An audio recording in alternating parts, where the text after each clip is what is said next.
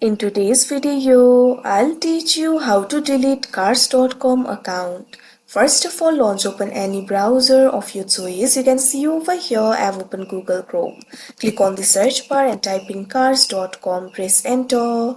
After you do that, you'll be led to the official website of cars.com. So if you want to delete your account, what you have to do is click on the account name that you can see at top. Now you'll be able to find various options over here. Click on this option account info that you can see at second last. Now after you do that, you'll be able to access the profile settings. If you want to delete your account, scroll down. At bottom, you'll be able to find this option for delete your account. What you have to do is click on it. Now this kind of pop-up will appear. Click on this option delete. Now you can see over here you have successfully deleted your account. So that is how you delete cars.com account. I hope you found this video helpful. Thank you for watching.